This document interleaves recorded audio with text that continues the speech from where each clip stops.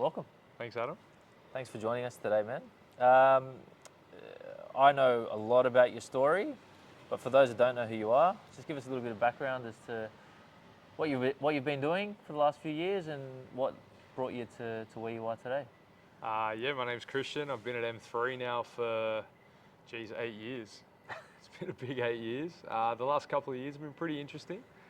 Had a few turbulent years, but we seem to be at the end of it now. And yeah, not much has changed between, I suppose, now and the last 8 years. Still writing reports and helping as many financiers and developers out as we can. Yeah, it's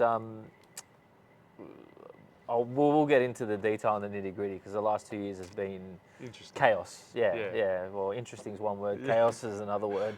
But you know, I just want to let our audience hear a little bit more about you. We do have a lot of mutual clients, so I think there's a lot of values that you have that that resonate amongst our client base.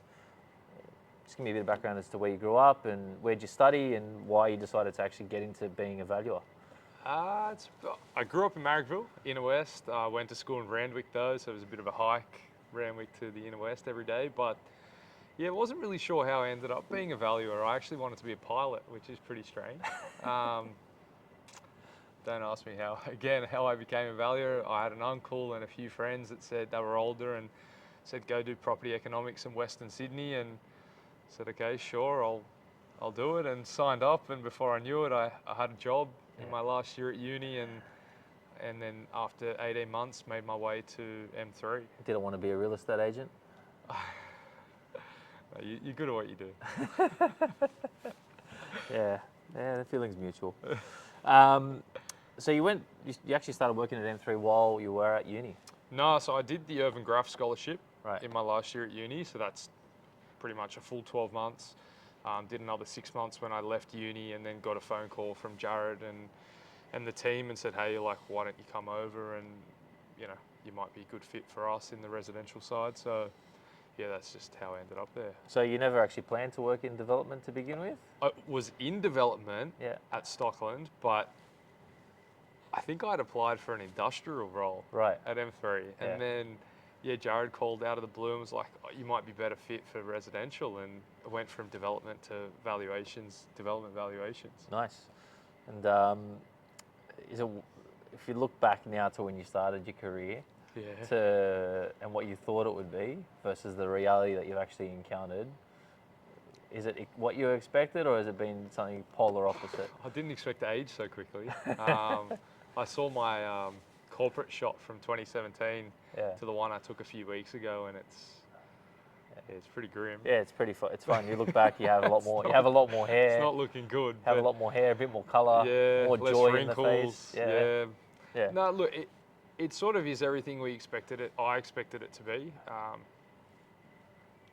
suppose when you start, I was a boy, I was a kid, and you don't really appreciate how much of a difference you're making to somebody. Like, a decision that I make has an impact on someone. So as I've gotten older and spent longer in the industry, that's something I've definitely noticed. But the job hasn't changed. The core job has not changed at all. Do you feel because you're a director now in that team, means you're doing your own reports and you're handling your own clients, right? So do you feel that weight of expectation or pressure?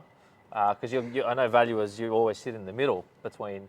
Well, you're meant to be sitting on the lender side most of the time. But you are getting pressures from both sides of the fence. Oh, definitely. Like I said, somebody's life or career is on the line every time you do something. They've got a site that they need to make work, or they've held for a period of time, and we went through some difficult periods that we'll talk about. So when those difficult periods come, you start to feel the pressure, because you don't want to be that guy that lets somebody down. But sometimes you get put in that position, no fault of your own. It's just the way the market is, or how it's panned out, or a decision they've made, and you're trying to work around that decision. But like you said, there are still lenders and financiers that you've got to adhere to and make sure you're doing the right thing. Yep. Well, let's talk about some of these challenges, and I want to start on the pressures, because every suburban site, like feasibilities are absolutely pressured to the extreme. I mean, construction costs, I'm assuming, has been the primary pressure point across the biggest changes since what 2021, 2022 till now. Yeah. What's the what's the approximate adjustment you've seen in construction that you're having to account for? Geez, it's probably gone up 30-40% since then, and I'd say we're at a point now where it's stopped going up. We're probably at the top, and it's probably been there for a little bit. It will always go up, like anything. Your cup of coffee 5 years ago is not the same price that you're paying now, right? So costs will keep going up, but the way they grew during that sort of back end of COVID and the year or two after COVID was exponential, something that we've never seen before. And so what are clients coming to you and hoping that you'll be able to solve or help them work through? Yeah, I think sometimes they already know the answer before they come, but they're forced to come to us anyway. And I think they're hoping that the revenues have moved to sort of counter where the costs are. Like costs that were here and revenues were here for a while. It seems to have balanced out and things are starting to work a little bit better. The interest is probably the other big one. Yeah. That's a really big talking point, I think. And in terms of like the nature of your clients that you deal with, like which space have you been working in predominantly? Do a lot of land subdivisions, so southwest, northwest Sydney, a little bit regionally. Then we've got a lot of high-rise apartments, whether that's Metro Sydney or Western Sydney, density, and boarding houses. And the nature of your clients? Predominantly residential development clients, Mostly privates, privates, right? all privates. Yeah. Yep. Yeah, okay. Is that something that's been a conscious effort by you and the M3 team to service, or it's just naturally grown that way? I think it's naturally grown. As a business, we've grown exponentially over the 8 years I've been there, particularly in our team. I think we've sort of built a bit of a reputation with, private clients. I wouldn't say there's many public residential developers out there anyway. They're mainly all private, but over time, the clients that we serviced 8 years ago have become quite big and have a bigger public name now. And people talk, so you do a good job. And I like how you said people talk. I mean, it's a very small industry. Like tiny. every time you and I pick up the phone and talk about a deal, it's like we also already seem to know who we're talking about and what their motivation is and what their pressure point is. Like, so how do you, like, in your day to day, how do you like sort of protect what you know to protect your clients? Like it's very tough. I find it very challenging. Yeah, right? Especially when you know your buyers know what your sellers are, and a lot of time, your clients, the lenders, know the full situation of your clients?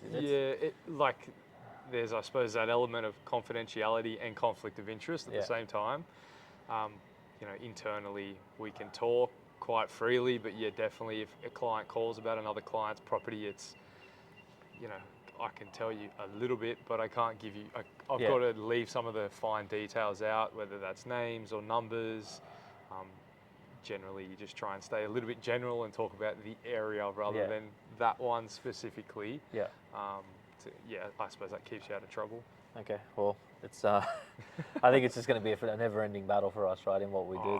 Like you said, it's such a small industry. It doesn't matter who you know, and I think they'll always know somebody else that you know as well. Yeah. So. And how do you differentiate yourself in what you do versus your competitors? I suppose we all have the same outcome, which is obviously a valuation number. I'd say the main difference for us is our speed. We try and turn valuations around within 5 to 10 business days. We have a lot of bank panel appointments, which makes a big difference as well. Like, we don't really get the same level of, I'm not saying everyone gets pushback, but we don't get a lot of pushback, which is quite handy. We don't really have a lot of issues reassigning reports, which is quite important in our space for mortgage. Nice. So speed, skill's not important? Well, like, I would assume that most people, there's an element of personal preference or personal judgment in it. So the numbers might vary a little bit, but they should be pretty close to each other. And do you find that's the case? Like when people are coming to you for a reval or they're changing financier and they've had recent appointments, is there a big discrepancy with what you come up with versus somebody else? I would say majority of the time they're similar. Okay. They're similar. There are a few outliers, but majority of the time they're similar. So when there are differences, what are the major variables between the two? I think, again, it comes down to opinion. It's someone's opinion on what a construction cost might be if you weren't given a QS, or gross revenues. That's the big one, is your revenues. Yeah. And speaking of revenues, obviously we've had a massive shift. 2023, 2024, it's like everyone was building high-end luxury downsizer units, and we saw a massive surge, probably 100% in some markets in the GRs. Are you seeing that still continuing, or is the mid-market stock starting to grow now and developers shifting their interest Yeah, there? I think like that lower end, more affordable product has kicked really, really well. We're seeing a lot of pre-sales amongst the bigger developers that might have 300, 400, 500 units in various parts of Western Sydney. They're trading quite well. It is really price sensitive though. Like if you're $1 too much, they will go down the road to the next group that might be $1 less. Yeah. But people are now chasing quality, so even in those Western Sydney markets, they're saying, well, I'm happy to buy there now because there are reputable developers. Yeah. The middle markets are doing okay. There's not a lot of supply though in the middle markets. You drive around the inner west, and there wouldn't be, I think, be a handful of high-rise developments that are either under construction or about to start. Yeah. They're a little bit sticky because you're then talking, two-bedders might be 1.3, 1.4, 1.5 plus. Yeah. And so it's a lot of money. So you said, just curious to pick on that, you said in Western Sydney that there's reasonable volume in pre-sale market. So like you're talking about Parramatta specifically, or are you talking about other suburbs? Maryland's has done quite well. Okay. There's been a few big developers there. Yeah. We've seen Schofields do quite well, Edmondson Park do quite well. And what seems to be the price point where most sales are occurring? Those price points were all between sort of 8 and 10 grand a metre. Okay, so sort of talking like $800,000 to $1 million, like in that. Maybe less. Right. Two bedders anywhere from 650 to 750. Okay, wow. Yeah. Wow. So again, it like falls into that affordability category. Yeah. Where people can, I suppose they might be able to buy a 3-bedder for under $1 million, but a house in those markets is easily $1 million plus. Yeah. Whereas, I think if you come on into the inner west, you're then paying 3-bedder could be $2 million, and you're getting into, maybe I should just take 5K radius out and get an apartment. Yeah. Yeah, okay, that's interesting. And the groups that you're dealing with that have been developing in Western Sydney, do you think that's a long-term commitment they're going to make, or they're starting to pivot because of the rising construction costs? They're definitely pivoting. A lot of them bought their sites. As you know, it takes years to get a DA, so a lot of them bought their sites pre-COVID or pre-construction cost increases. Yeah, I think that's what you said is a fair comment. With the rise, they're starting to pivot away, but the volumes of sales are not as good as you start to pivot away. So it's a bit of a balance. If you want size and scale, if you want 2, 3, 4, 500 apartments, it's very hard to get in, say, Pyrmont. Yeah. Like it's not an easy project to get. So, and then the sheer quantum of dollars then quadruples and becomes a little bit more of a difficult task. Yeah, I mean, that's the scary part about major projects in quality areas, is just the quantum of money that's involved. Correct. Like you do a site of 50 units in an inner city suburb, like between land and construction, you're sort of talking like north of, $60, $70 million. Yeah. Correct. Like it's insane numbers when you start to look at it. And it's really narrowing the participant pool. Yep. Yeah. A lot of developers are stuck on sites in middle suburbs. Right? And it's a big bugbear of mine, is like trying to explain to our clients that, like, if you, the builder, can't actually deliver this site and you can't find it feasible, How you can sell it. is there are there groups out there that are doing what the majority aren't, that will be able to build something a lot more cost effective? The builder developers seem to be doing it a little bit more cost effectively. Like they're keeping their overheads, a little bit smaller and a little bit lower.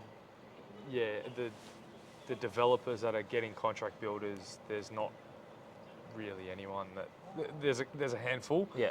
I don't think they're doing anything differently. They might be more equity that they're putting in to make the deal work. They might have a better vision of how they can reconfigure a DA, maybe go for some of these additional uplifts, whether that's, the SEP, the LMR, the TOD, whatever it might be, to then make it stack. But yeah, it's a tough. If you're a developer, not a builder developer, it's quite tough. So ballpark GFA rates for construction in these markets that you're seeing? It could be anything. Honestly, it could be Just starting give at, some bookends, yeah. yeah, inner city is probably, like inner west is probably 6+. Yeah. And then you can be, geez, we've seen stuff hit as high as 20 Wow.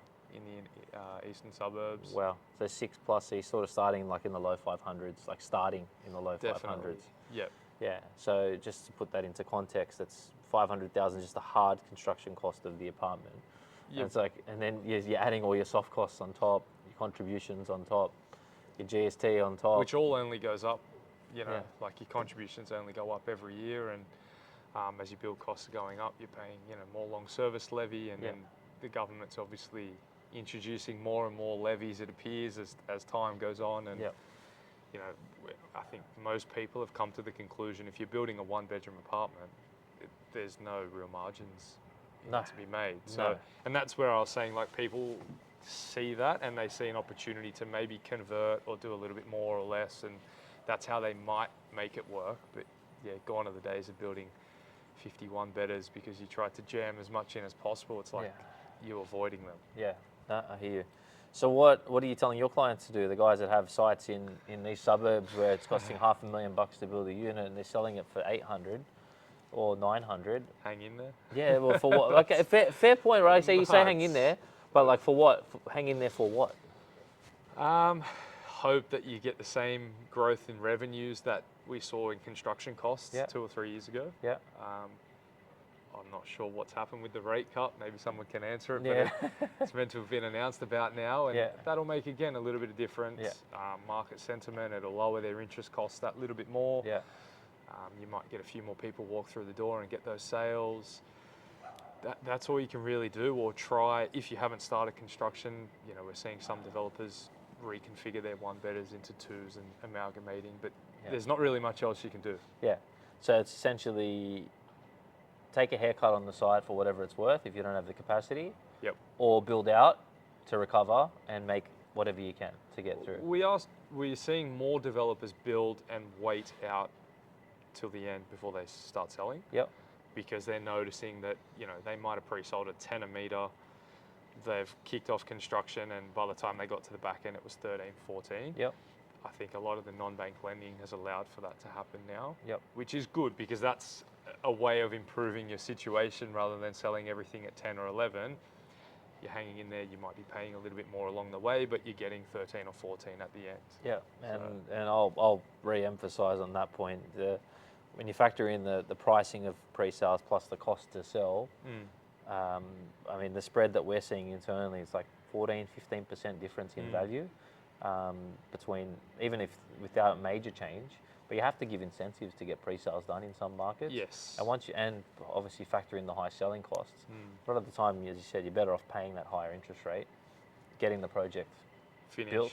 Yeah. Unless you've got a liquid asset at the end of the day, right? Correct. So, and I think purchasers are becoming smarter, you know, with what's happened in the media, and you know, some of the developers that have now exited the market for whatever reason, and the building commissioner, purchasers are now going and they'll go, well, how do I know you're going to deliver on this, or you're going to give me what you said you're going to give me? And so at the end, we're seeing that residual stock really move, because people then have the comfort of being able to touch and feel and see what it is they're getting. yeah.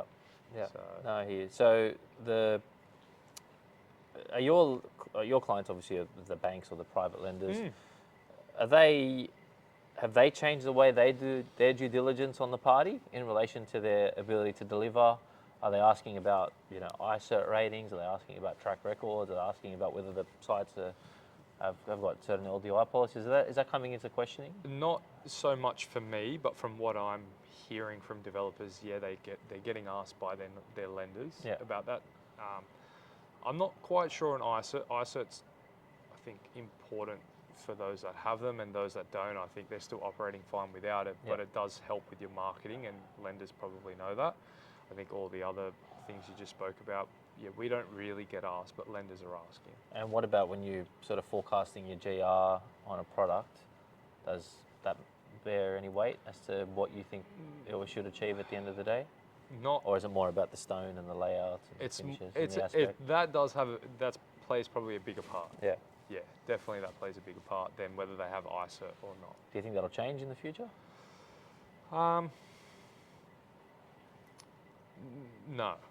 I don't. Okay, that's interesting. I think there are a lot of ISO developers out there already that do a really good job, and I think their name shouldn't be tarnished just because they don't have ISO. Yeah. They might have their own personal reasons for not getting it, but that doesn't mean they don't deliver a good product. Okay. So do you feel there's any like cowboy players still in the Class 2 apartment space, or do you feel like most of them have sort of been weeded out now? No, I think there always is. I think in any market you look at, whether it's residential, commercial, industrial, there's always an element of people that are, maybe treading the fine line. Yeah, but the show, like, it will catch up to them in due course, right? Like, it's From what we've seen in the last 5 years, yeah, it does. yeah. Eventually I it does. I can't think of anyone I know who's sort of been shoddy or like deliberately was a little bit, too lax in their delivery. That's still around.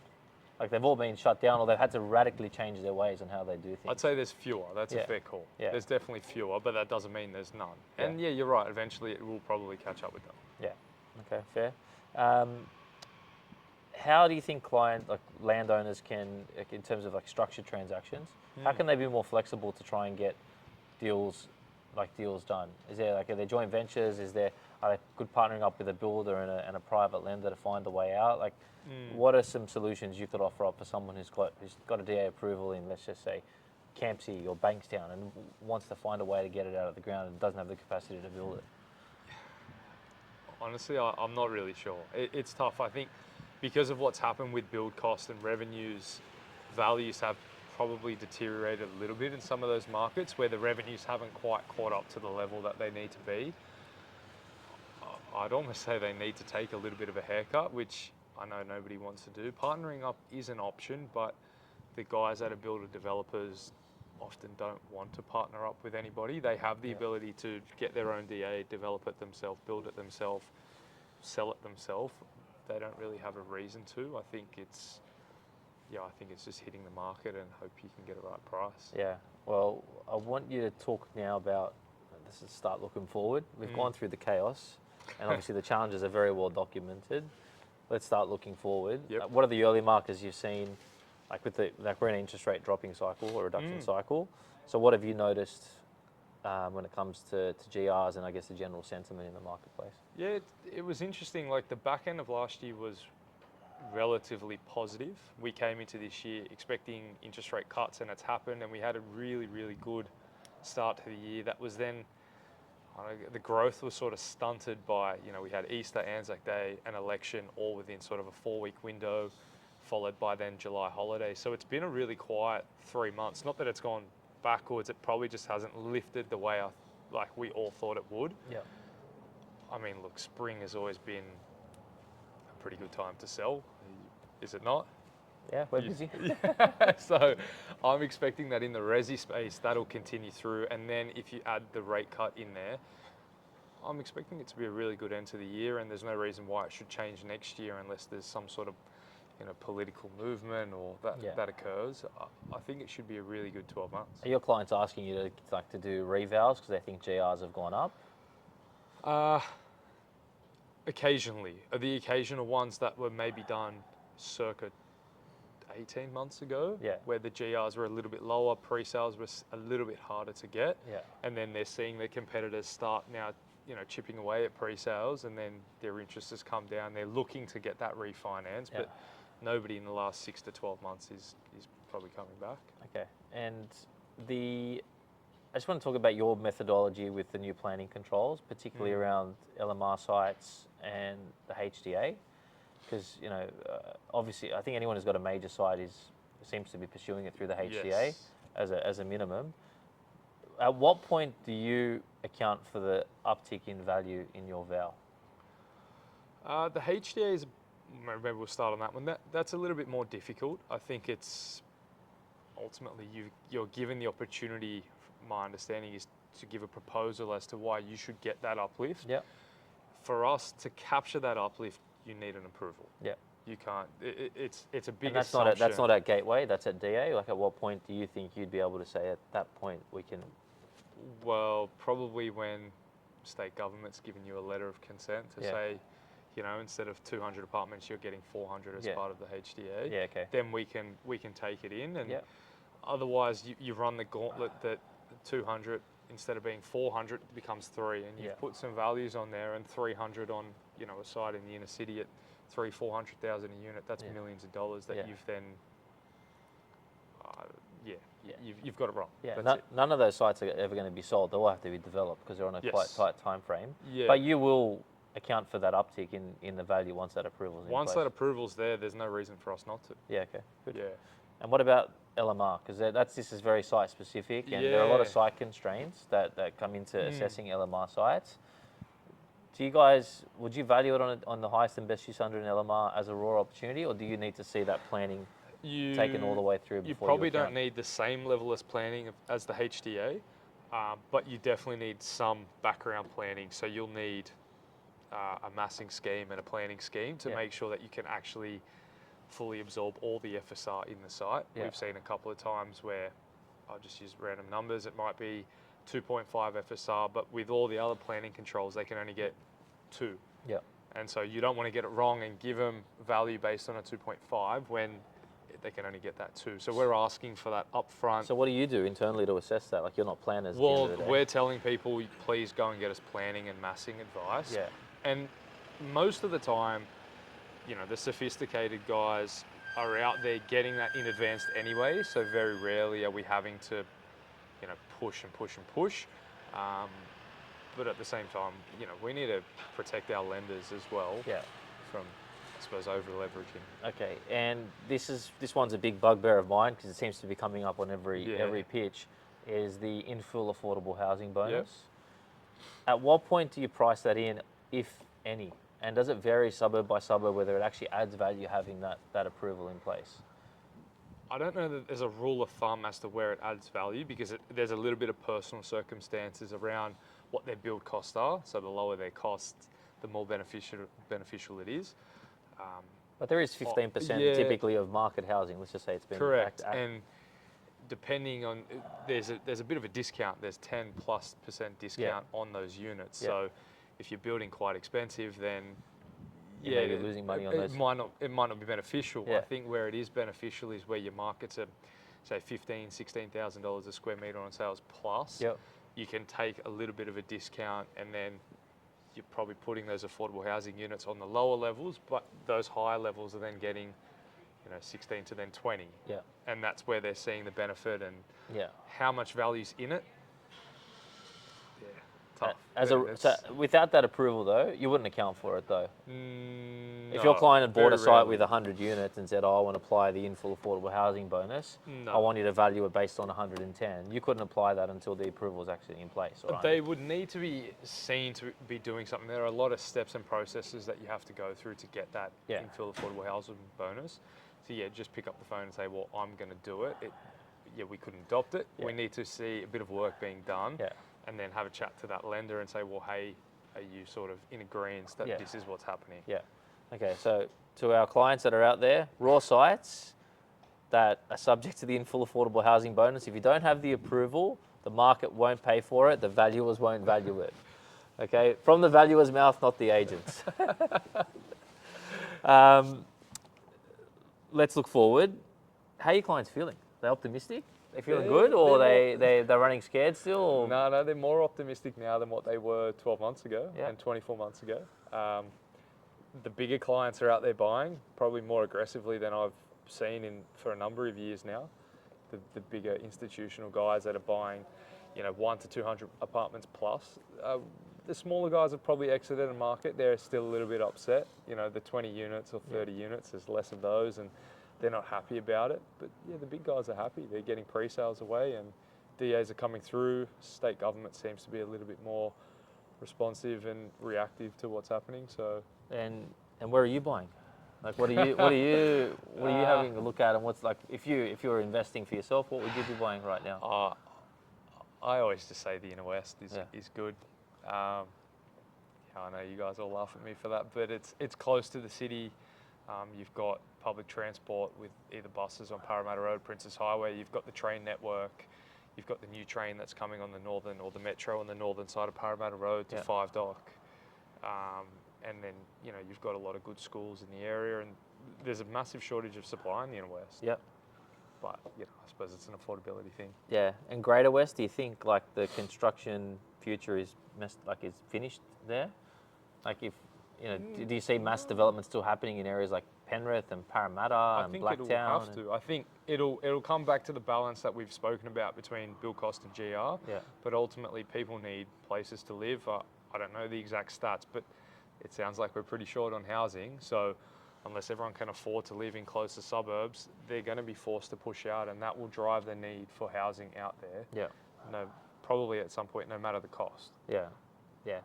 Might be from the private sector though. I think they're only going to do it if they're going to make money. How are you going to make money? Well, if that's what I mean. It costs you $500,000 to build a as unit. people keep getting pushed further and further out, those prices I expect to naturally increase, which will then make it more attractive for the private sector the way it did 5 years ago. Yeah, sure.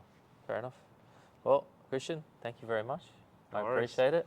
There's a few gold nuggets in there for everyone, but I know you're a little bit nervous about today, but I appreciate you making the time. No worries.